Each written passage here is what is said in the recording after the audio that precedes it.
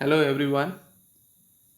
Today we are going to start the chapter from the class 8 civics book Understanding Marginalization. In this chapter we shall try to understand what is marginalization, what are the different factors of marginalization, and what are the different social groups that are marginalized, or which social groups are marginalized in the country, right? तो आज हम इस chapter में पढ़ेंगे marginalisation होती क्या है और मार्जिनलाइजेशन के कौन कौन से फैक्टर्स हैं, राइट? और हम डिफरेंट सोशल ग्रुप्स, जो मार्जिनलाइज सोशल ग्रुप्स हैं, उनके बारे में भी पढ़ेंगे. The first question is what does it mean to be socially marginalised.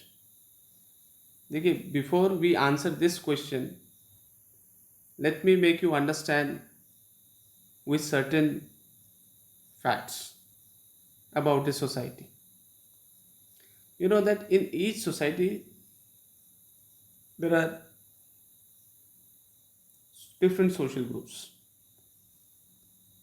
and those social groups are based on different criteria, and it is quite natural to have different social groups in every society. ये बिल्कुल एक आम बात है कि हर एक समाज में अलग अलग सामाजिक वर्ग होता है, अलग अलग सोशल ग्रुप्स होते हैं, और इन सोशल ग्रुप्स के आधार भी अलग अलग होते हैं, राइट? तो किसी भी सोसाइटी में डिफरेंसेस का होना बिल्कुल आम बात है. So it's quite common to have differences in the society, right? So the point which I'm trying to make you understand is that these different social groups have different basis, on the basis of which, different criteria on the basis of which these groups are made. I give you the example of like profession. Based on the basis of profession, or based on the criteria of profession, there can be a group of teachers, there can be a group of doctors, lawyers, and likewise there can be several groups based on profession. And on the basis of religion also, there can be different groups, right? Like Hindus, different religious groups can be there: Hindus, Muslims, Sikhs, Christians, right? So on the basis of color or complexion also, there can be different social groups. Now the problem is not that why there are different social groups. The problem happens when any of these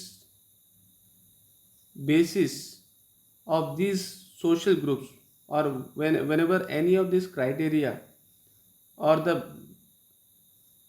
और जिस चीज़ के आधार पर वो differences है, मान लीजिए, तब बाकी जब कोई भी एक point of difference, let me make you understand it in a simple way, whenever any point of difference becomes larger than all other points of differences, then the problem happens.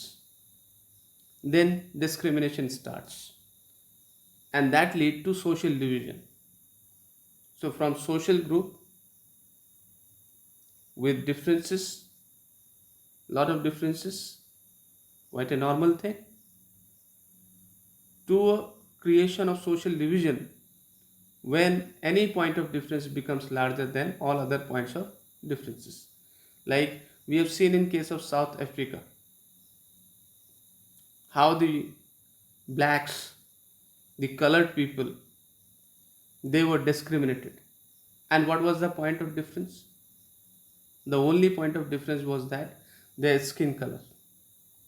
Since they were dark complexioned, they were being seen as alien, they were being seen as separate people, they were being seen as different people, they were being regarded as isolated and alienated, right? So the criteria on the basis of which social groups are there, and whenever any one criterion becomes larger than all other criteria, like we might find that even a dark complexion person, maybe child, may be intelligent, might get admission to where the other color, skin color people, children might get admission. right? But that child is not being given admission only because of the fact that that child is of dark complexion. Okay, so on the basis of his skin color he is being discriminated. सिर्फ colour के आधार पर उनको discriminate किया जा रहा है. ऐसे ही जैसे इंडियन सोसाइटी में हम देखते हैं जाति के आधार पर, जिसको सो कॉल्ड लोअर कास्ट को बिलोंग करने वाले लोग, उनको सो कॉल्ड हायर क्लास के लोग सिर्फ इस आधार पर उससे भेदभाव करते हैं कि क्योंकि उनकी जाति निम्न है तो उनके साथ भेदभाव करते हैं. दलित जैसे हमारे कंट्री में कई ऐसे cases from the very beginning, जो शेड्यूल कास्ट और शेड्यूल ट्राइब्स, अगर हम शेड्यूल कास्ट की पहली बात कर लें तो देखते हैं कि सिर्फ जातिगत आधार पर भी भेदभाव होता है. दूसरे बाकी क्राइटेरिया को अलग करके हम सिर्फ एक ही क्राइटेरिया को मान के चलते हैं कि नहीं, क्योंकि उसका कलर अलग है तो हम उसके साथ भेदभाव करते हैं, वो दिखने में अलग है, उनके पहनावे अलग है. अगर हमारे बीच में ही कोई अगर ऐसा इंसान या ऐसा बच्चा के बैठता है, suppose if in a classroom there is a child whose hair is different from the rest of the children, his physique is different, his appearance is different from the rest of the children, then obviously the tendency of the other children would be what? They would start distancing from that child. They would even discriminate with that child. So what is marginalization is when we make a group feel isolated or feel different from the rest of the people, and they are made to think that they are inferior or they are not part of the mainstream society. Okay, that is what we call marginalization. So marginalization is basically, it is discrimination. When we discriminate people on the basis of certain criteria, on certain basis we start discriminating with them. So they may be speaking a different language, or they may be having a different religion, or they may be belonging to the so-called lower classes, right? Or because of their financial status also. We have seen how sometimes even within the same family, right, two brothers, one brother becoming rich, the other brother happen to be poor, then what would happen? The relations, there may not be that healthy relations between the two, right? So a division is created, or we understand that marginalization, in other words we can say, means to make a group of people feel unimportant and isolated. They may be marginalized because they belong to some caste or religions different from the majority community. They speak different languages or follow different customs. They may also be marginalized because they are poor and considered to be of low social status.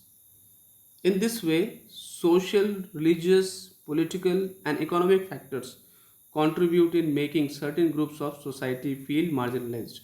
हम ये कह सकते हैं एक तरह से सामाजिक, धार्मिक और राजनीतिक और आर्थिक आधार पे भी ऐसे कई कारण होते हैं जिसकी वजह से किसी एक ग्रुप को, सोसाइटी के किसी एक ग्रुप को ऐसा फील किया जाता है कि वो अनइम्पॉर्टेंट है, वो हमसे अलग है और उनको हमसे अलग रहना चाहिए. तो जब हम डिस्टेंसिंग करने लगते हैं अपने आप को उस कम्युनिटी से या उस सोशल ग्रुप से किसी भी आधार पर, तो हम एक तरह से उनको धकेलने की कोशिश कर रहे हैं, उनको एक खाई के किनारे तक ले जाने की कोशिश कर रहे हैं, या जहाँ से अगला कदम सीधा उनकी डिस्ट्रक्शन होती है. तो ये जो मार्जिनलाइजेशन है, we can say that is a very very bad thing. It has a severe bad impact on our society. This leads to communities not having access to resources and opportunities and the inability to assert their rights. The marginalized groups feel a sense of insecurity, disadvantage, and powerlessness in comparison to the dominant group of society. So marginalization, as I said, it has a bad impact on our society. इसका बहुत बुरा प्रभाव पड़ता है. इसी कारण से क्या होता है कि जिस कम्युनिटी को मार्जिनलाइज किया जा रहा है उनको उनके जो राइट्स हैं उनको एक्सरसाइज करने से रोका जाता है, और जो रिसोर्सेस हैं, जैसे अगर हम देखते हैं कि कई बार ऐसे गांव में होता है कि कुएं से पानी लेने के लिए भी अगर नीची जाति का है या सो कॉल्ड लोअर कास्ट का माना जाता है तो उसको गांव के कुएं से पानी नहीं लेने दिया जाता है, जहां से गांव के दूसरे जो है उच्च जाति के लोग पानी ले सकते हैं, या उस रोड से वो नहीं चल पाते हैं जिस रोड से जो ऊंची जाति के लोग चलते हैं, तो निचली जाति के लोग जो है उस रोड को नहीं जा सकते, वो टेंपल में एंटर नहीं कर पाते हैं. ऐसे ही डिस्क्रिमिनेशन हमने साउथ अफ्रीका में भी सुना. ऐसे ही कुछ हाल श्रीलंका में भी था, जहां तमिल लोगों को सिर्फ वो तमिल बोलते हैं इसी के आधार पर और उनके साथ भेदभाव किया जाता है, एक डिस्क्रिमिनेशन स्टार्ट होता है, और फिर उनको ये फील कराया जाता है कि आप सेकेंड रैंक सिटीजन हो, you have no importance in the society, you have to remain isolated from the rest of the society. So you can always find the society just like a society. There are always two streams. One is the mainstream and all other are there. There can be smaller streams, but those smaller streams can survive. There should be effort of the government, there should be effort of the society to enable those smaller streams to join the mainstream. Unless they join the mainstream, their water may get dried up, and thus they may end their lives. Right? So it is just like a river system, we can understand. The smaller rivers need to join the main rivers for their existence. They need to be part of the mainstream. So the marginalized societies need to be ensured that they have equal space in the society. So efforts have to be done by the government to ensure that marginalization stops, and those groups, those social groups which have been suffering from the evils of marginalization become the part of mainstream. Okay, so let us just go through this. What does it mean to be socially marginalized? To be marginalized is to be forced to occupy the sides of fringes and thus not be at the center of things. This is what I am trying to make you understand. इसका मतलब ये है कि आप मुख्य धारा के हिस्सा नहीं बनते. मार्जिनलाइजेशन में आप एक किनारे पे आपको धकेला जाता है और उस किनारे से आप सीधा या तो नीचे गिरते हैं, खाई में गिरते हैं. राइट? तो ऐसी स्थिति में जो है आपको अपने अधिकारों को असर्ट करने में, आपको रिसोर्सेज को, उस सोसाइटी के रिसोर्सेज को यूज़ करने में रोका जाता है. राइट? तो this is something that some of you have probably experienced in classroom or playground. मैंने अभी थोड़ी देर पहले क्लासरूम का भी एग्जाम्पल दिया था कि अगर आप ही के बीच में कोई ऐसा बच्चा जो दिखने में अलग हो, उनकी बनावट, शारीरिक बनावट अलग हो, तो उस केस में भी ऐसा होता है कि other children they start tending to behave in a different way with that child, and they even start discriminating with that child. Okay, so this is something that some of you have already experienced, probably experienced in the classroom or playground.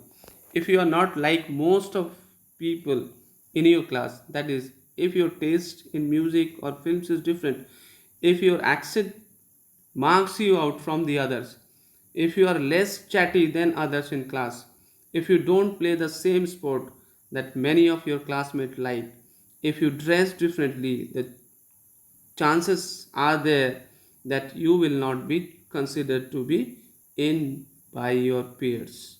So often you end up feeling that you are not with it, as if what you say, feel, and think and how you act are not quite right or acceptable to others.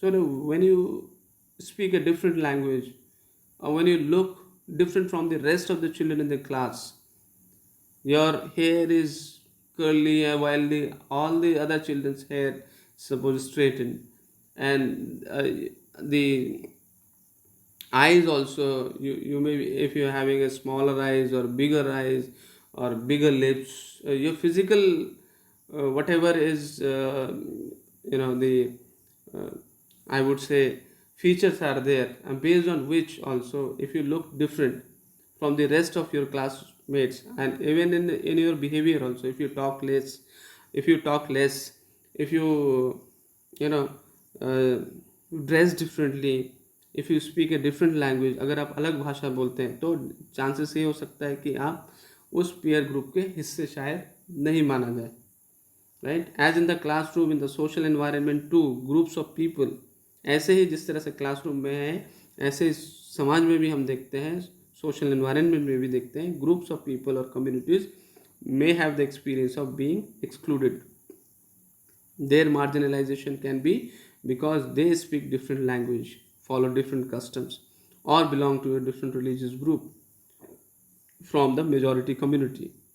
They may also feel marginalized because they are poor, considered to be of low social status, and viewed as being less human than others. So, when you are made to feel less important, when you are made to feel isolated, when you are being ignored, when you are not being allowed to assert your rights, when you are not being allowed to use the resources as others are using, that is what is called marginalization. So sometimes marginalized groups are viewed with hostility and fear. कई बार ऐसा भी होता है कि जो marginalised groups हैं उनको एक शत्रुतापूर्ण व्यवहार से या डर डर से देखा जाता है.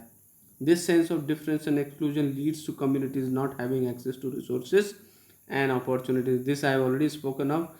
समाज में हम जो है फिर मार्जिनलाइजेशन का एक बुरा इम्पैक्ट पड़ता है, जिससे ऐसे लोग जो मार्जिनलाइज्ड होते हैं उन लोगों को अपने अधिकारों की एजर्ट नहीं कर पाते हैं और उनको जो है रिसोर्सेज को भी यूज़ नहीं करने देते हैं. इस तरीके say that group feels a sense of insecurity, disadvantage and powerlessness in comparison to the dominant groups of society. So in this chapter, see, we are just thus marginalization is seldom experienced in one sphere. There can be, as I said, that various factors there could be there: economic, social, cultural and political factors. They work together to make certain groups in society feel marginalized. So let us go through this storyboard: Adivasi and marginalization. See, Adivasis have a different lifestyle, right? They may be seen as an isolated entity. They may be seen as different from the rest on the basis of their uh, way of life, on the basis of the language they wear, the language they speak, on the basis of the dresses they wear. So जो dresses वो where करते हैं, जिस तरह की language वो बोलते हैं और जिस तरह की उनकी लाइफ स्टाइल है, उनके आधार पर भी उनको अलग समझा जाता है. An Adivasi family in Delhi, Soma and Helen are watching the Republic Day parade on TV with their grandfather. Oh see an Adivasi float. Dadu, why do they always show Adivasis as only dancing?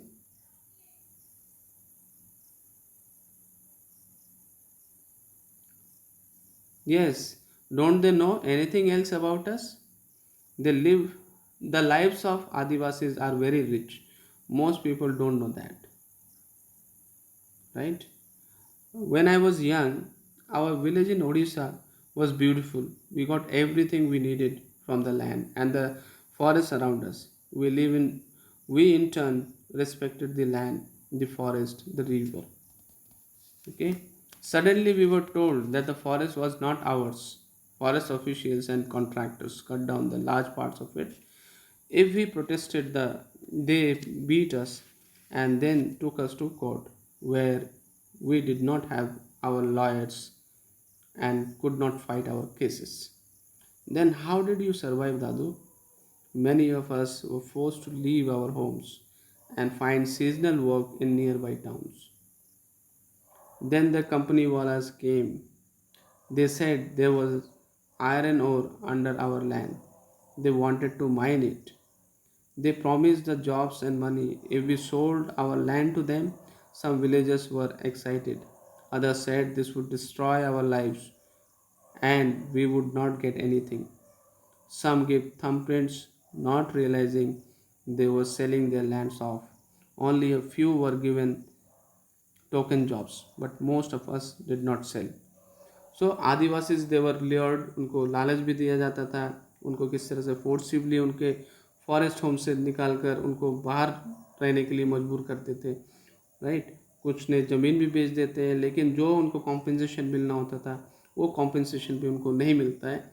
और जो आदिवासी लोग हैं वो शहरों में या आसपास के टाउन्स में आकर जो सीजनल जॉब्स हैं या छोटा मोटा काम वो करते थे, कंस्ट्रक्शन साइट्स में काम करते थे। ये सारी चीज़ें हम देखते हैं इसमें। तो एक तरह से इनके पास रिच कल्चरल लाइफ थी, वहाँ से निकलकर इनको they had to live almost without anything. Even the promise that was made to them that they would be provided with enough rehabilitation by the government, but it is always, you know, we would say, uh, a dream only, and it did not come true. In most of the cases they did not get due compensation. Okay, I hope this storyboard is clear. They beat and threatened us till eventually everyone was forced to sell and abandon the land of their forefathers. They had the support of the authorities. Our whole day of living vanished overnight.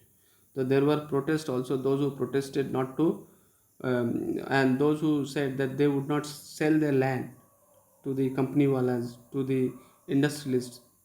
They were then forcibly, asked, they were threatened, they were beaten up. The Adivasis were beaten up there, right? Oh, Dadu, and our land, what? For our 30 acres, we got a little money from one contractor. I never saw most of my friends again. The money hardly lasted in the city. We had no means of livelihood anymore. We were all crammed into a tiny rented room. How we missed our carefree lives, the open spaces, right?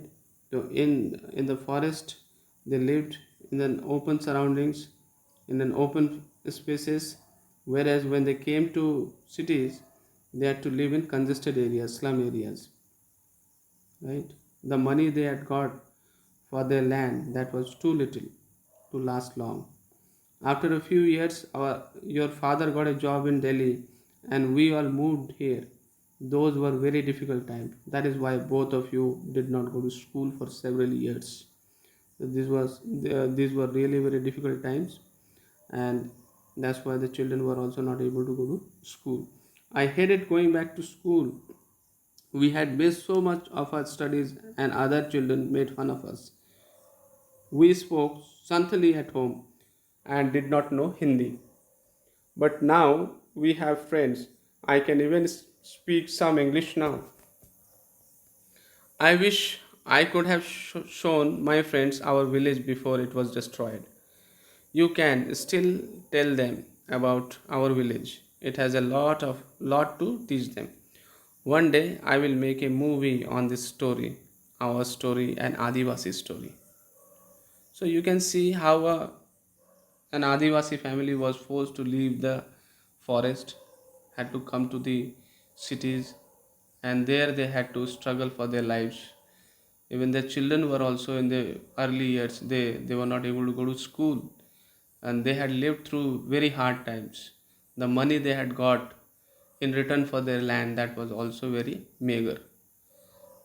Okay, you just read about how Dadu was forced to leave his village in Odisha. Dadu's story is similar to the lives of millions of Adivasis in India. You will read more about the marginalization of this community in this chapter. So, Adivasis are a marginalized community because they are marginalized.